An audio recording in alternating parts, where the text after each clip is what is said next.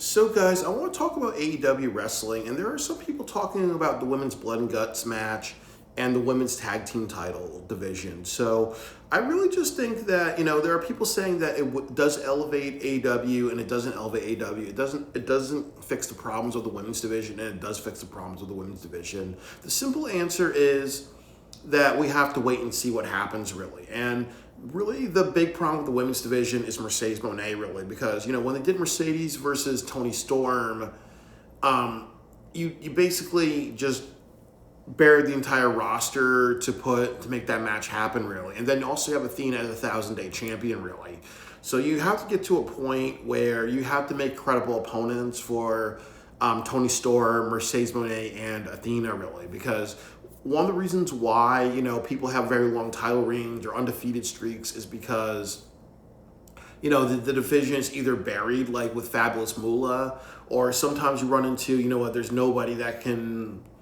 You're waiting for that next person to actually develop themselves. Like when Hogan was the champion in the 1980s, one of the reasons why he had a couple of year long reign was because there was nobody on that level that he was, really, as far as star power. So it made sense to kind of keep it on him for a long time. Or Bruno Sammartino in the 70s, where it was like, okay, he was so over, why give it to multiple people, really? You have to kind of keep the top person there, really. And sometimes it's the easiest thing to do is to give somebody long championship reigns, and AEW has kind of fell victim to that. Like, Okada has 3 belts. He's held the Continental Championship for over a year.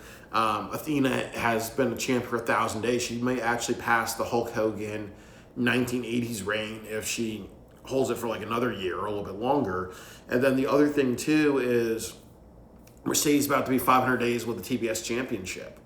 So they have to use these, division. They have to use these 2 opportunities to really build their women's division and to build more stars, really. Like and with Blood and Guts, it's a 5-on-5 match, really. So it's, as I said, that the first thing they have to do is put it on a pay-per-view. There's no excuse for them not putting Blood and Guts on a pay-per-view.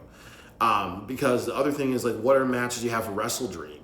Right now, the best match they can have is Women's Blood and Guts, MJF versus Adam Page, Darby Allin versus John Moxley, I Quit. And then also you can do Statlander versus Tony Storm, or Statlander, versus somebody else, really. And then the other part of it is, with all that said, really, you can do something like, Okada Takeshita or something else, really. So there are some matches on the card. Kyle Fletcher, Mark Briscoe. There are a lot of other matches that they can do on the card, really.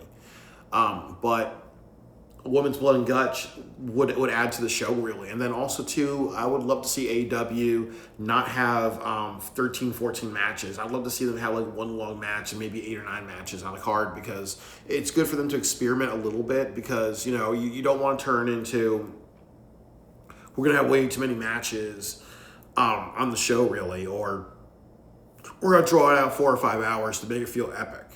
So definitely, it has the right purpose. And then the other thing, too, is that a lot of the women in AEW, some of them have been in really violent spots, some of them haven't, really. So I really think, that it's going to be a different look for these women. I think the other part of it is that you can always do builds and stories, like what does this mean to women, like video packages, or if you make this the main, you can even like have the main event of, you can have the Hangman versus whoever as the the opening of that, and the Blood and Guts be the main event, really. Do something different. You can do that. But if you decide to do that, then you can have all night, like you build up to the match, you interview these 10 women, you have promos and whatever, really. Or you can actually have a penultimate or whatever, really, So you can actually have a penultimate. That can be the penultimate is the Blood and Guts, and then the main event is MJF and Hangman, and that would be good, really. But I really think that it needs to kind of be used to build up these women, and you're off to the races with that. So I really think that's almost like how they do this well and how they don't do this well. I think the worst thing that they can do, and I said this 100% of the time, is that they put this on a Florida show. They put this on Dynamite or Collision. That would be the stupidest thing that they do, because Blood and Guts is a very violent, edgy show. So it's almost like, you almost run into censorship. You almost run into sponsors and people saying, hey, we don't want to watch the weekly television, or we don't want this on our weekly television because it's too bloody and violent. And then also women on women's violence is taboo in some cultures, really. So you have to really think about where it matters, and the best way it matters is at WrestleDream. You don't have a lot of matches for this show.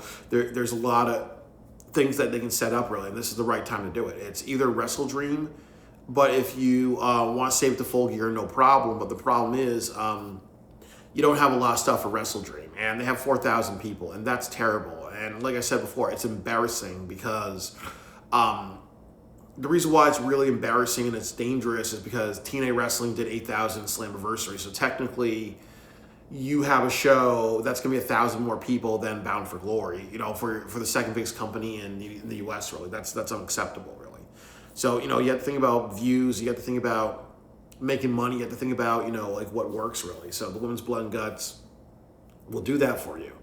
I think that actually what you can do, and what they should do, is Women's Blood and Guts in St. Louis, and then they should have a women's tag team tournament go from now all the way until Full Gear. And I think that would be the best way to do it, because you don't want to have too much at one time, really. Or you do something like, you have a bunch of women tag team matches, you build a bunch of women's tag team feuds, or you say something like you ignore the women's the women's tag team belts, and you say, and then you ignore it for a few weeks, really, and then you announce it at the pay-per-view. Tony Khan comes out, or you have Tony Storm or respected women, you know what I mean. What I'm trying to say is, like, Tony Storm can be funny, but you have somebody who's really well respected who can take things seriously as a woman come out, and then they say, hey, you know what?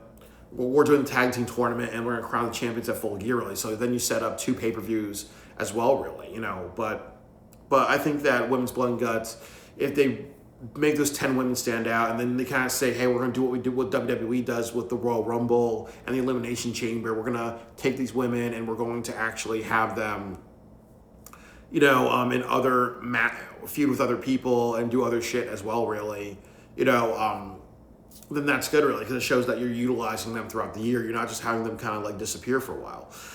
The next thing that I will say about all this is as well that it's a tag team, the women tag teams title. So with Blood and Guts, it comes down to how they're going to build the 10 women and when they're going to do this match and how they're going to hype the match and make people care about these women and the performances. So it's good, really, because then you have 10 people, then you set up their path for the next year, really, to Wembley Stadium. The next thing that I will say on top of all this shit is the women tag team division. I think that this is good and this is bad in a way. I think the problem is that you don't know who's going to be the champions. The issue is that you have Harley Cameron, and as I said about Harley Cameron, she is a lost cause, really, because I think that she's that hardworking, underrated. She has that hardworking, underrated, I can go from joke to serious, like Naruto, but now she's kind of more into, she's kind of like Max Caster in a way. She's a female Max Caster, where she kind of, fucks around a little too much, and I think a lot of people really like her dumb, quirky comedy. There's times to be serious. There are times when that can really help a character, type of thing, really. So I do think that, just like when you had the Acclaim, Anthony, as a unit, you had the mix of comedy and seriousness, of comedy and wanting to accomplish something. And you don't get that with Harley Cameron. So my worry is that she might become the women's champion. No, she might become the tag team champion, and she doesn't deserve that. The other issue as well is when you're going to do this tournament. You can't rush it the next couple of weeks. I think, as I said, Blood and Guts for WrestleDream, and then Full Gear, you have a lot more time to build a women's tournament. You can have quarterfinals matches. So you have these two. You have 2 and 2. You have 2 matches. You have woman versus woman. You have women's tag team versus women's tag team. Women's tag team versus tag team. And then after all that, at the main event of the show, you have your third match. of the women's tag team, and then you have to be, and then you do promos and you build that. Then also too, you have to look at your women's roster really, and you have to say to yourself, okay, who's actually people who can speak in the microphone, who has a good chemistry, who has a good dynamic, who can not be the women's tag team wrestler, who can actually be built into stars. Like, for example, you look at Marty Jannetty and Shawn Michaels, it was clear that you're going to get a Shawn Michaels out of that. Or if you look at Swerve and Keith Lee, you realize that giving them titles was good because you realize that Swerve can stand out with this. So hopefully they understand what these tag team titles have to represent, really. It has to represent utilizing more women, and has to represent having people who are in ROH who are sitting on their asses. It's having people who are sitting in catering and building a tournament saying, hey, who are the talkers? Who are the ones that could be a character? Who can tell compelling stories?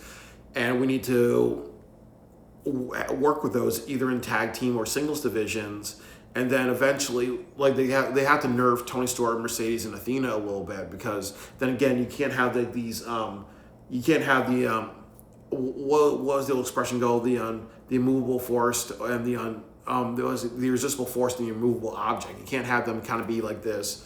They can't be like the John Cena where it's almost like nobody beats them really. So you have to kind of really. It's really just, as I said, the biggest heel in AEW is the booking department. So I really just hope that they really understand that this is a huge bailout for them if they do this right, really, and they need to do both these things right, really, and that's going to determine whether or not this is successful or not. I think on paper, this runs into the issue of too many titles. This runs into the issue of too many hardcore matches. But if you build a good story, if you build good characters, if you think about your long-term investment of this and what it's supposed to accomplish, make 10 women stand out, and then they have a path afterwards, then Blood and Guts would be good. If you have a tag team division and you make women on your roster, and there's a lot of women that they have there, if you make them stand out, even if you turn Marina Shafir and Statlander into a team, or even if you do something like have LFI, they bring 2 women, or the Don Callis family, you bring 2 women, or the Hurt Syndicate, you bring 2 women into that thing, and then you go from there. Really, it'll be all for something, really. So it's ultimately like how AEW has these ideas, and how do they follow through with it, and what these ideas need to accomplish, which is ultimately building more single stars. Long term, it should build more single stars for AEW, and then also just not have people sit around. So you don't have somebody like Saraya going back to AEW, going back to Saraya not there, Britt Baker possibly going back to WWE, and other people going back to WWE. Really use use who you have, and if these divisions can do this, if these matches can do it, then it's all for good.